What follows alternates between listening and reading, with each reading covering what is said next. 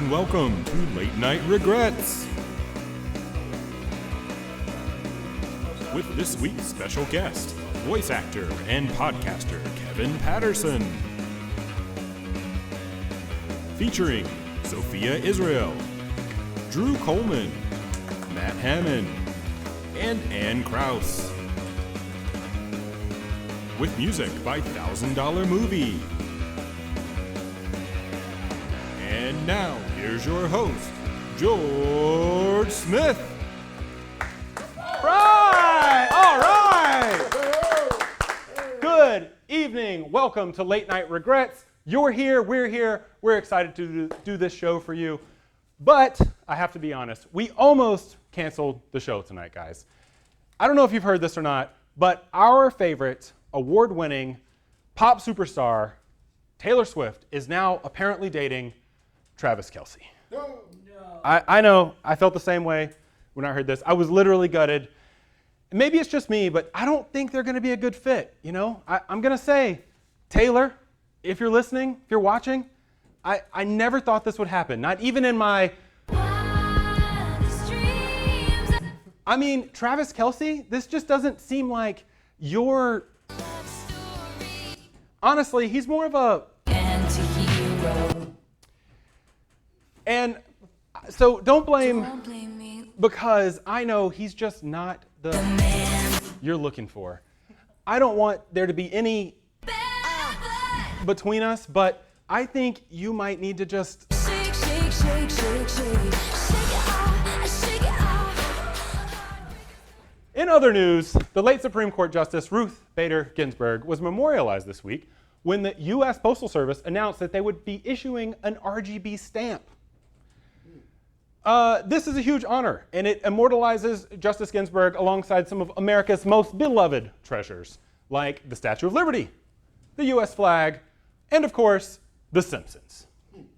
What's next? Taco Bell's going to introduce the new Supreme Court bean burrito? Who knows? So, did you see this?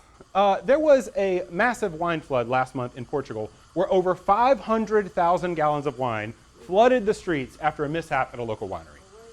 Wow. I guess things have gotten really bad. So bad, they decided to skip the bottles altogether and just put the wine straight into the water supply.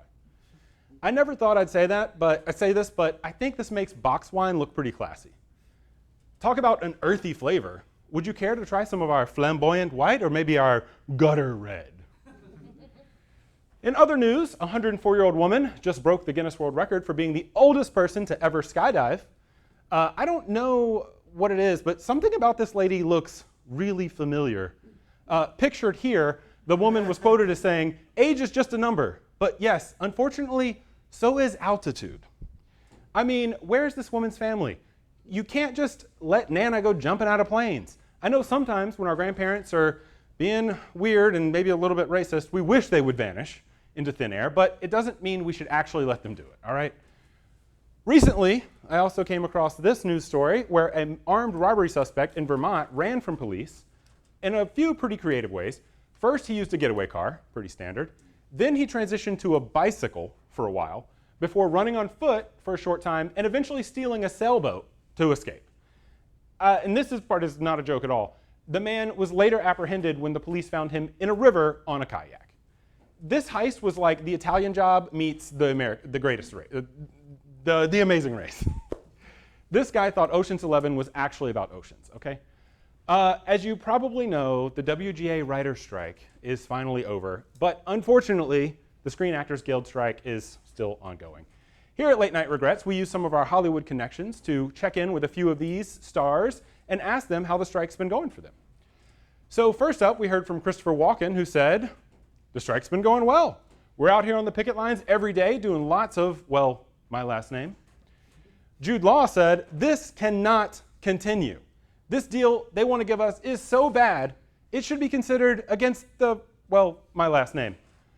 Willem Dafoe said, "These studios are definitely not our friends. In fact, they are, well, my last name."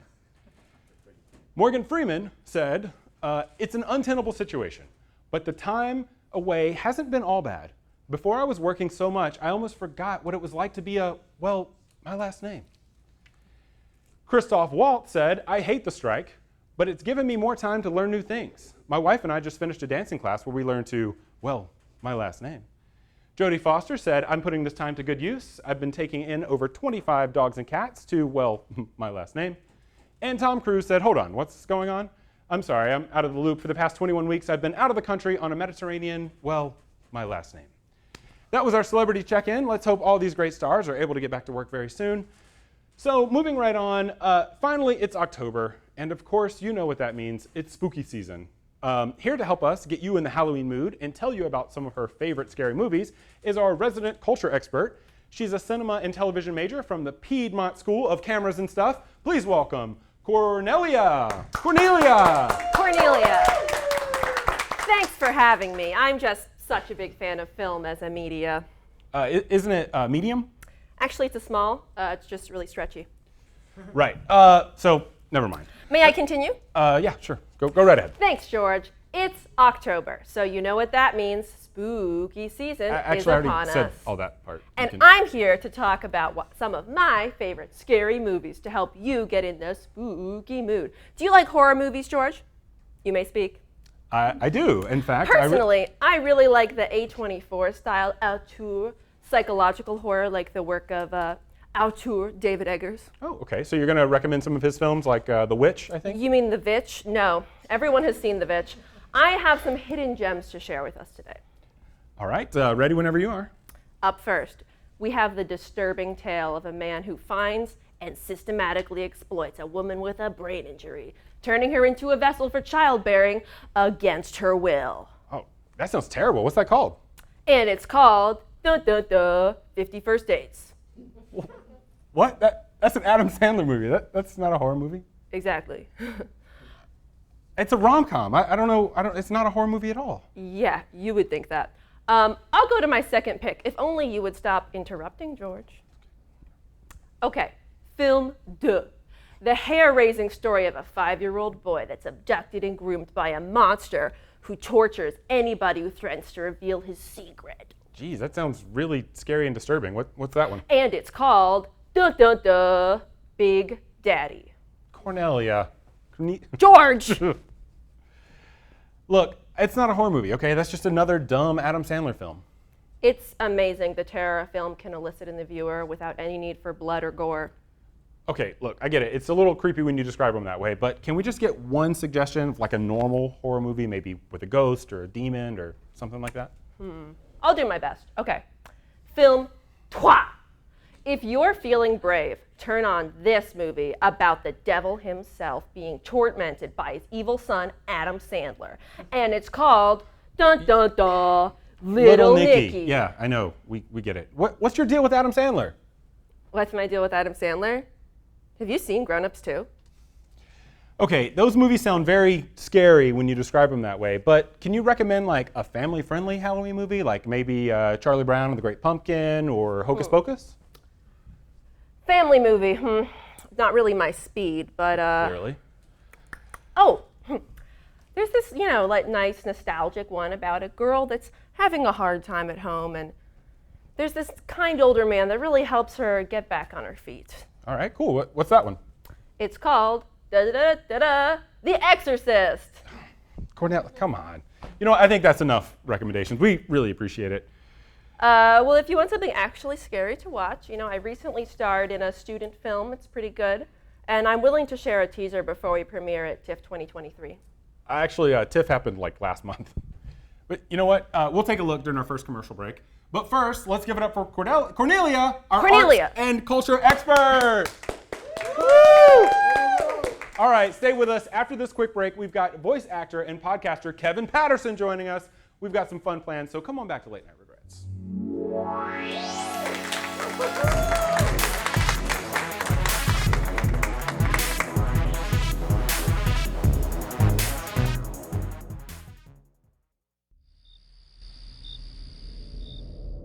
It's so nice to finally be alone. Wait, you locked the door, right? No, but I did close the door. Oh my God, babe. You know that monster killed 3 pretty blonde girls in my sorority. Then you should have nothing to worry about, babe. Oh my God, Ryan, I'm gonna kill you. What? Not if I do it first. Hello, lovebirds. Well, Sarah hasn't officially said love yet. Shut up! Don't you know who I am? You're that gross old axe-wielding creep from the news. Yeah, Sarah, why is his voice so scary? It's all weird and scary. You're not being very nice.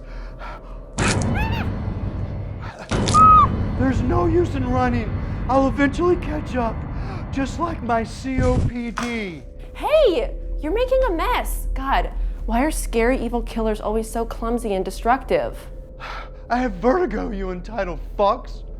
Sorry if we're being a little unsympathetic. Yeah, you're literally trying to kill us, dude. You know what kills, Ryan? Iron deficiency. Okay, random.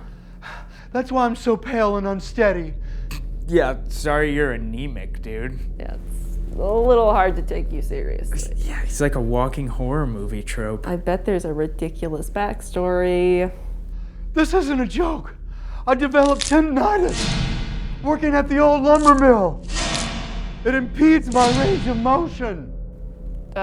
Dude, do you want to maybe see a doctor about all this instead of making it me and my boyfriend's problem? Wait, babe, did you say boyfriend? Ryan, not a good time. The mill wasn't ocean compliant, yet 15 years without workers' comp, pension, or health insurance. Wait, you don't have health insurance? Millions of Americans fall through the insurance gaps, Ryan. So what, we should feel bad for you? You know, I may be getting ready to behead both of you and collect your toes for my female toe collection, but that doesn't mean I don't deserve a little dignity. Damn, you're right. I mean, we probably shouldn't have made fun of you.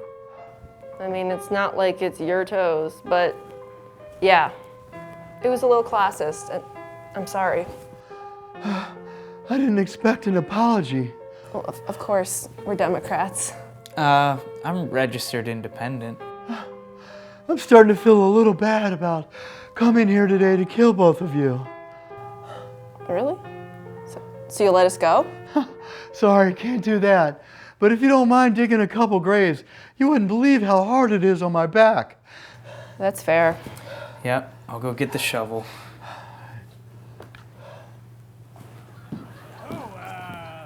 I like my women like I like my umbrella.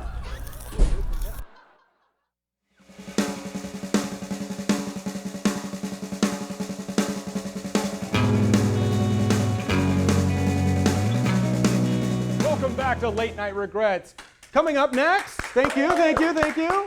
Coming up next, we have an amazing guest. This guy is a podcaster, also a voice actor. He writes and directs his own amazing podcast, which you're going to hear about right now. Let's bring him up, Kevin Patterson. Woo! Hello, Kevin. How's it going? Very good. Have a seat. Thanks for being here. Much appreciated. Well, thank you for having me. Very nice. So you're a man of many talents. You do all kinds of things. Tell us about your podcast to start with. It's a zombie noir audio drama. Yep. So it's like a hard-boiled detective in the zombie apocalypse. Yeah. So it's like a radio play, but you know it's on the Spotify's and the iTunes Nice. and those all the places where the people listen. Amazing. And I know you have like tons of listeners, right? We have, yeah, we're doing all right actually. We get 100 listens a day on average. Okay. I haven't released anything in like 2 years, so I think that's kind of pretty good. Yeah, for sure. We just hit 100K listens total. That's great. We've done 3 seasons, and we just started, as of Wednesday, the recording for the 4th season. Wow. How long does it take to produce like an episode? Because you write it and direct it, right? Yeah, I've been slow before because Okay. of, you know, day jobs and, Sure. you know, I like the craft. Uh-huh. I like to really think about what makes the story speak to the audience in a way that takes time, and also I'm lazy. So each I'm with you. Yeah, 100%. right. Each season's taken about like 8 months to do in total, the whole season. Yeah. Because we write it and we act it and edit and sound effects and all that stuff.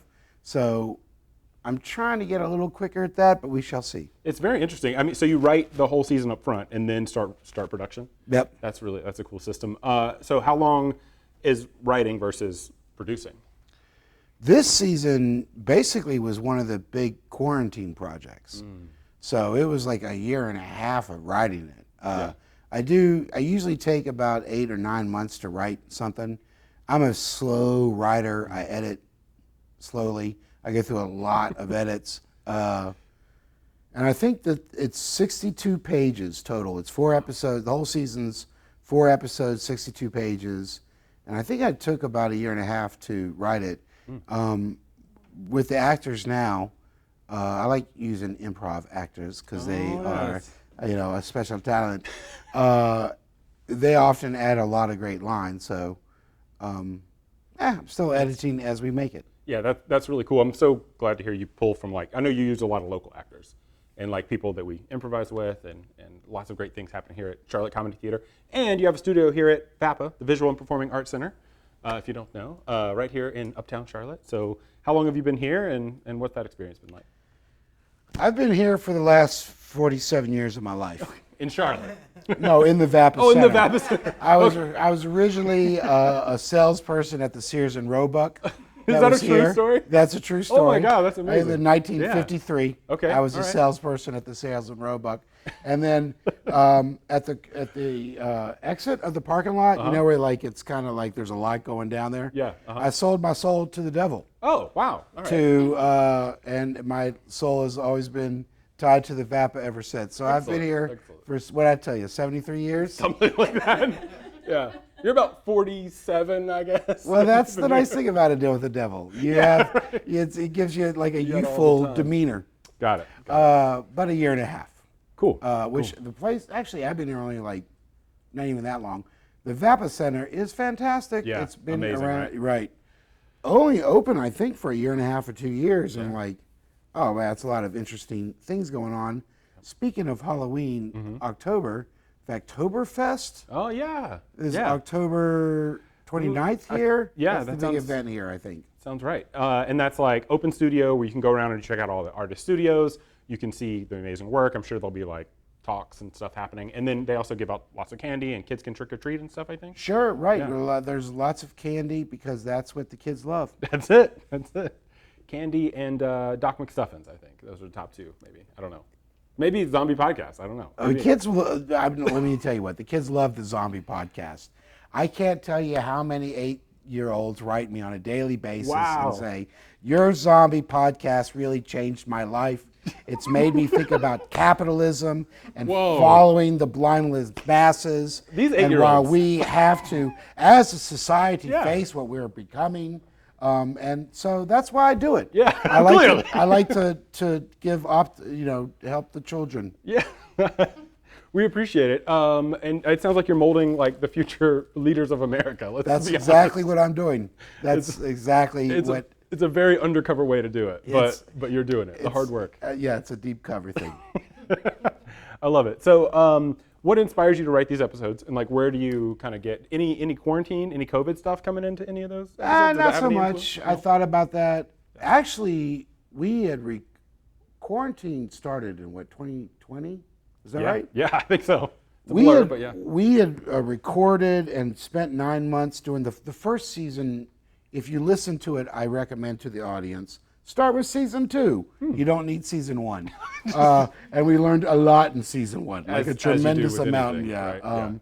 But season 1, we had recorded it. We took 9 months to edit it, and we were going to release it right in June of 2020. And I kind of got a little weirded about it. I was like, I don't feel like it's inappropriate. And then I finally did, and it was fine. Yeah. Right. But no, there's no quarantine stuff in there. I don't remember the original question. Oh no, you hit on it. What inspires you? Where do you get ideas from? And well, I've things always of that nature. I love apocalyptic humor. I love apocalyptic humor, and it's a little more Who Framed Roger Rabbit than Maltese Falcon as far as the noir goes. Gotcha. And I was walking around one day and I was thinking about noir is there's this cynicism and this disbelief in what we're building, and that's kind of like a 30s and 50s thing. And the apocalypse is like everything went to crap. So who would have a lot of like pessimism is a lot of people live in the apocalypse. So I was thinking like no one's ever done like an apocalyptic, I'm sure there's been apocalyptic noirs, but when I thought of this originally, I was like, I can't think of that many apocalyptic noirs, you know? And I came up with a joke, and the whole first season is just like one long setup for this joke reveal thing at the end. All right. And I think, I don't know, that's where it kind of started from, just thinking about like noir and apocalyptic and trying to blend those two genres together as comedy. It's a very interesting concept to kind of smash noir zombies into an apocalypse scenario and then make it funny. I love it. I think it's great. I've listened to several episodes. Very good stuff. Well, thank you very much. Of course, of course. Kevin Patterson, everyone. Hold tight. We are going to now play a game with you, Kevin, that I don't think you quite know about yet. We are going to, because you're an audio guy, you're a sound guy, for your first season of your podcast, you did all the Foley, right? Which, if you don't know, Foley is live sound effects, right? Like if you're doing a radio play or a stage play, they're like moving and slamming stuff together to make those noises. You did all that for your podcast. Foley is live music on stage. Yeah. Sound effects is recording. Sure. Our first season is not Foley. Okay. However, before we did our first season, we did some things live stage with an audience as a radio play to like work out the characters. Oh, yeah. And that we did with Foley. Gotcha. That we did with the, I'm intrigued to see what you have behind So this we have table. some things under the curtain here. So what we're going to do, I'm going to get back behind the table. We have some clips that we're going to show you on the screen. Okay. While those clips are playing, I'm going to do some sound effects behind you live, and you're going to try to guess what's making those sounds. That's what we're going to do. Like what thing is happening? Exactly, whatever the thing is. Generally, I would say these are household items. So, you don't have to, you'll scoot your chair just right to the middle. I think I can kind of see you. Okay, yeah. Just scoot over, because I don't want you cheating here. Yeah, scoot right to the middle and look a bit, no, you can't. I'll keep it low. We'll keep it good. All right. And we also have some other stuff set up here for later. We're going to be doing a live radio style show as well. So we're going to first start out here with some sound effects, Kevin. Okay.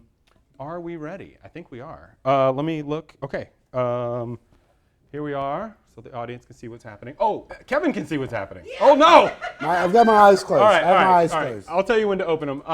Let's go. I'll just stay right behind you. I see what's going on here. Okay. All right. I'll look out this way. Well, you have to be able to see the clip. We didn't plan this super well. I got to watch the clip. No, it's okay. It's okay. I know there's some yellow balloons. Don't tell anybody. Those won't come into it. You're all good. All right. So let's go ahead and play the first clip. Oh, no. Our screen went black. Oh, there it is.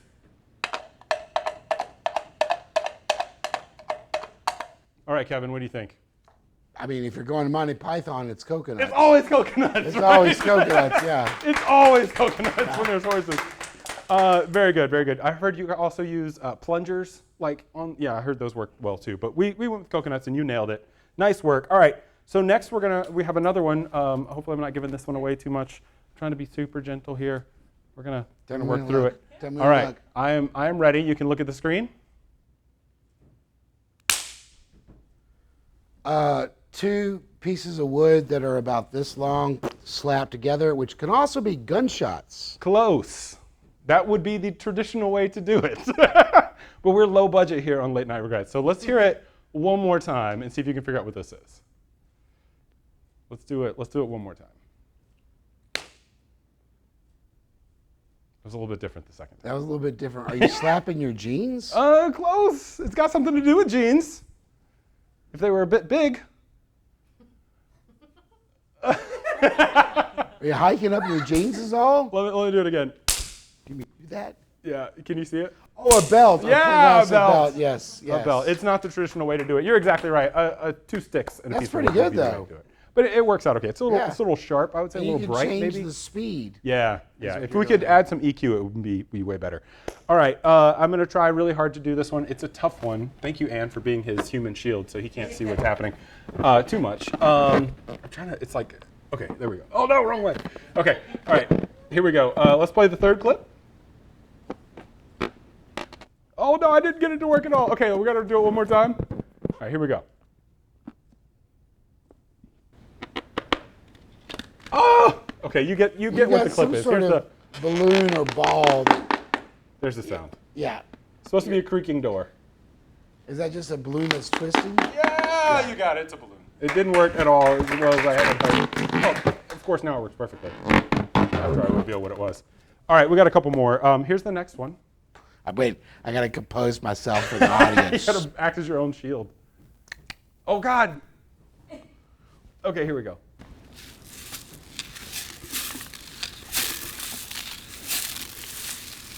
Rice in like a Tupperware, or rice in a jar. Nailed like it. dried rice. Yes. Yeah. Crushed it. All right, this one's going to be my favorite one, so I'm going to be very careful about it. I think this is a good one. And it's our last one. So I think you're, I don't know, like 4 for 5 right now? Or 4 for 4 right now? Or 3 for 4 maybe. 3 for 4. We're not keeping scores, so it doesn't matter. But all right, let's go ahead and play the last clip.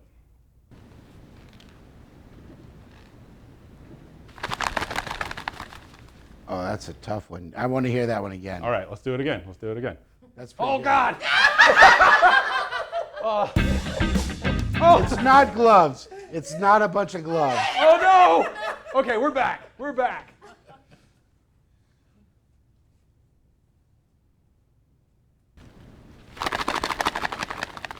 Yeah, I saw it because that's a bunch of gloves. But that's incredible. Like, I never would have thought of that. That's really good. It's a solid sound. Would you though, right? just shake them? No, just kind of give them a good rattle. That's pretty good. Yeah. Yeah. All right. That was our game. Foley sound effects with Kevin Patterson. All right. So we're actually going to go right into our very next thing, which is a live radio-style drama that we're going to do right here on stage. So let's get Drew Coleman up here to the stage. Thank you, Drew. Come join us. Kevin, you can move your chair out. We're going to grab all these mics and chairs and stuff. Drew, will you grab one of these? You can use this one if you'd like. Kevin, here's your dialogue. And we're also going to get Sophia up here on stage to help read for us. Let's hear it for Sophia. So the way this is going to work, we are going to try to do a live read of a play. I have the script here. I'm going to be doing all the sound effects. There's a lot. The script is basically just an excuse for sound effects. So we're going to dig right in. We have 3 characters, or five characters? We have Kevin here playing our main character, which, Kevin, by the way, in your podcast, what's your main character's name? In my podcast, the original title was Samuel Sift, Post-Apocalypse Detective, and I realized that tonight the main character is named Cam Quift, and that I've been blatantly ripped off, and that No, it's I'm totally going to different take name. this It's to the completely Writers different. Guild, and we're going to go back on strike. We're gonna take this to arbitration, but gonna take this to totally different name, arbitration. Cam Quiff instead of Sam Swift. Cam So, Quift, grizzled detective. here Those we go. are my All right, and we have some other instructions. players that we'll get into as we get started. But yeah, let's go ahead and dive in. Let's see if we can get this done.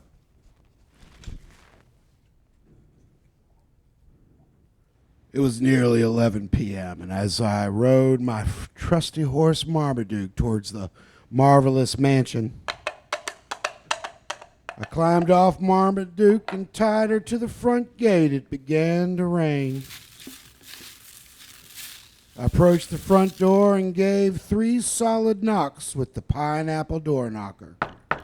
After a brief moment, the old door swung open, and Cedric, the butler, greeted me with an oddly sinister smile.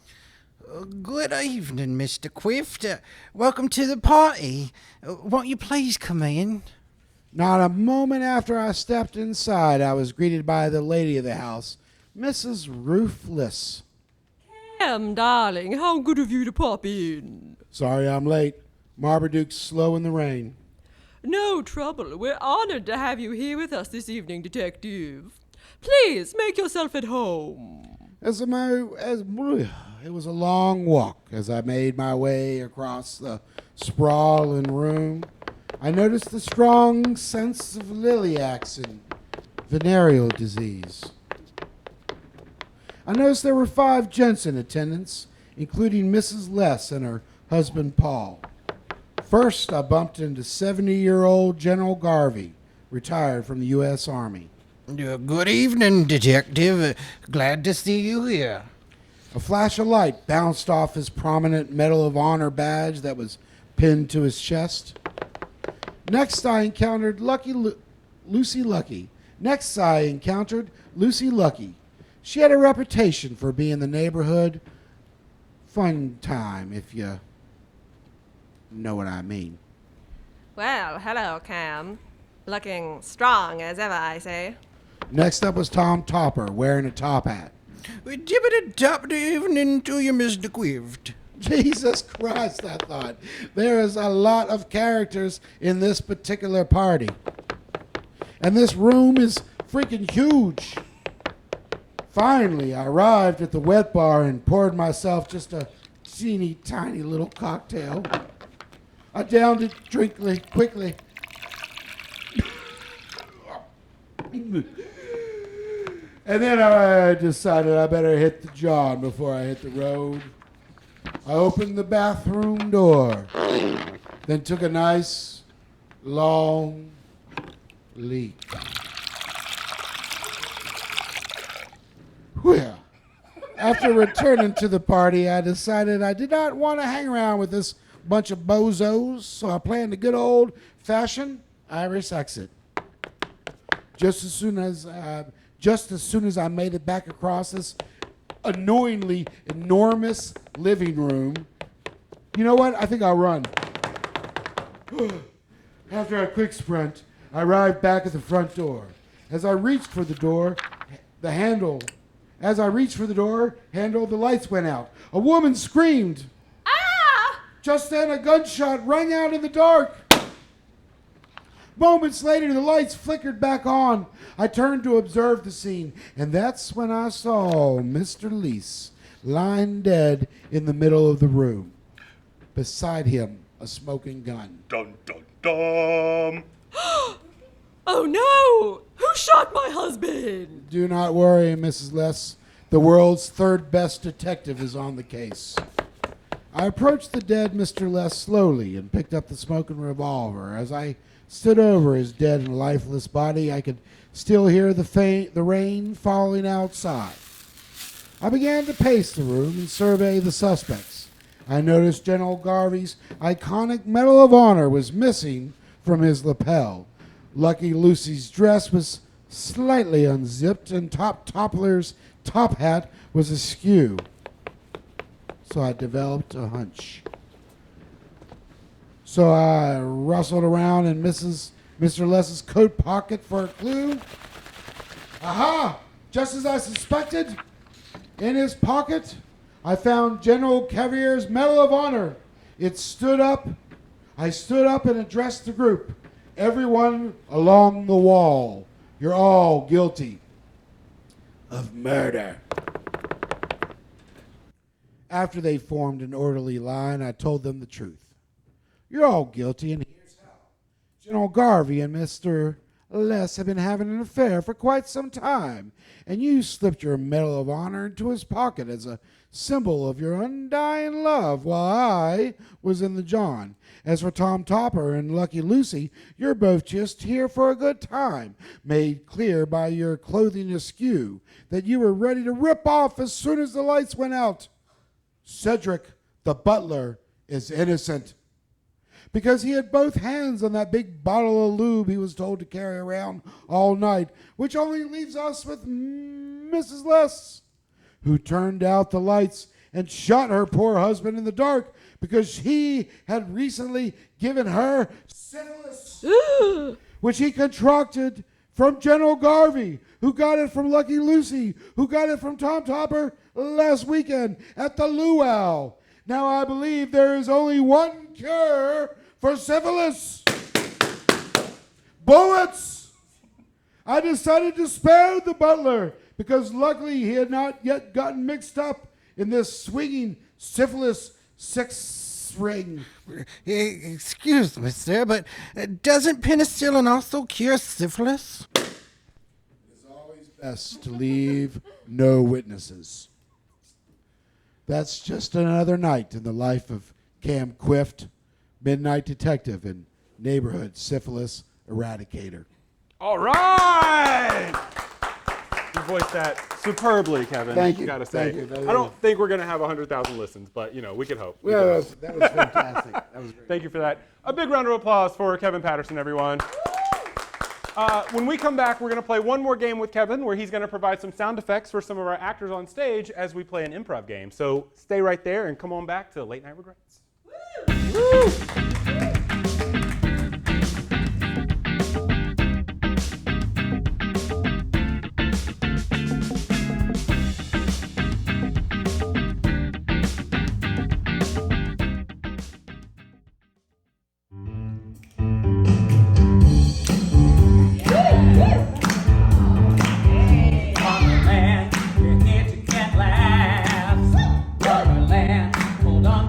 Appropriate wages. Normalize it. Tell me more, there's some really good news. Tell me more, and a few you should do. There's a realtor who's dressed all in red. She's a hostage who might wind up dead. A crazy guy who exploits his friends. A feminist who really pretends. I tolerate your big hairy mustache. Bummerland has only begun. But we're wasting time. Say no more, cause we'll be here all night. Say no more, let's just turn out the light.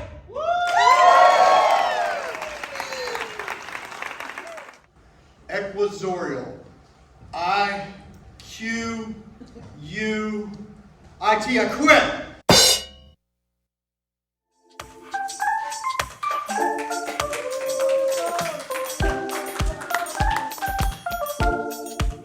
Welcome back to Late Night Regrets. All right, we've made it. We've arrived toward the end of our show. Let me go ahead and get the amazing improvisers Ann Krause and Daniel Buck to the stage. Shit. Thanks. Sorry, Daniel. It's nice to be here. All right, so this game is called Sound Effects. And we have the amazing Kevin Patterson, who's going to be doing these sound effects. He's going to be doing them all directly into the microphone. Is this picking up? It is. It should be. It should be. I think we're good. So what we're going to do is we're going to give Ann and Daniel a scene to play as improvisers. They're going to be active doing some stuff in this scene. And Kevin is going to provide all the sounds. And then you'll be playing in that environment and justifying what's happening. So to get them started, let's get a suggestion of a thing two people would do together, maybe something you would build, or something you would do that might be a bit noisy, a bit ruckus. Any suggestions? Throw them out. Building a boat. Very noisy. Gardening. Gardening. All right, gardening. What are they gardening? Somebody else. Carrot. Orange. Orange carrots. The only kind I've ever heard of. But why is a carrot more orange than an orange? They should have called them orange sticks, I guess. All right, so you are carrot gardeners, and I think you're trying to take this this enterprise international. So I think you got your work cut out ahead of you. Players, whenever you're ready. All right, I'm going to get the wagon. We're going to need more than just the wagon. I mean, Oh, wow, that thing is old, huh? Yeah, WD-40 or something? yeah, I mean, Don't touch me there. Oh, oh my God, the wagon can talk. holy cow. I just want to sleep at the corner. I can carry stuff, but I just want to sleep at the corner. Seriously, what kind of carrots have we been growing? Because I think I'm hallucinating. No, you're not hallucinating. This is awesome. We have not only a talking wagon, but we have orange carrots. Let's pull them up. Ready? All right. All right. We got 2 rows here. Ready? I'll take the front row. Okay. Pull.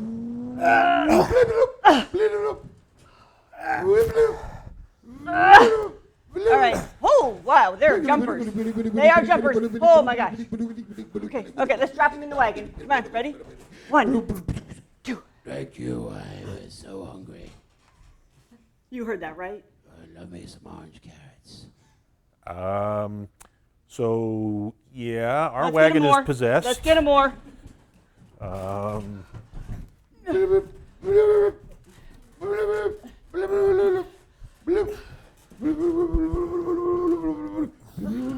Okay. All right.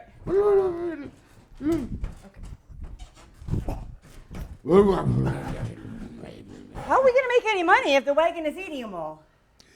Thank you. That's enough. Y'all just carry on your way. I've had enough orange carrots. I've had an elegant sufficiency. Wow, at least it's a very reasonable, and not overly Light. greedy demon wagon. Light. Okay, I'm gonna take this thing back into the corner. Yeah, you can just get that as far away from me as possible. Is this good, Mr. Wagon? Yes, I just want to digest. Okay. Whoa. That is the craziest thing we have experienced in this farmhouse we bought. Well, I guess it makes some sense that the wagon is talking to us. The house talks to us. It just says get out every time we walk in. You know what? Let's gather some hay and put the twine around it like they taught us at the school that we went to before we bought the house. At Farm and Agricultural School. That one. Yes.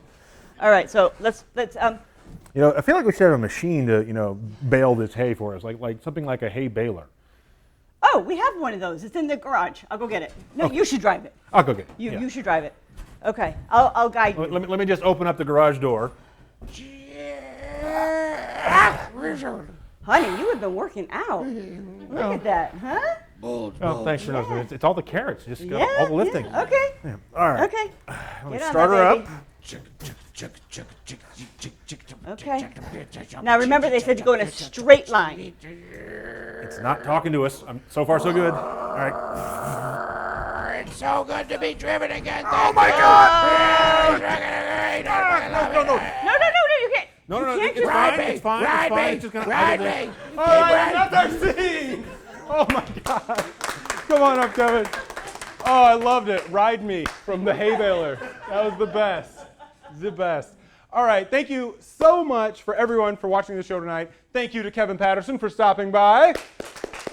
Big thanks to our performers, Sophia Israel, Drew Coleman, Matt Heyman, who couldn't be here tonight, but we had the great Daniel Buck instead. We also had Ann Krause. Big round of applause for them. Thank you to $1,000 Movie for our intro music. Please come check out Charlotte Comedy Theater. Check out some of our shows. You can find out more at charlottecomedytheater.com or latenightregrets.tv.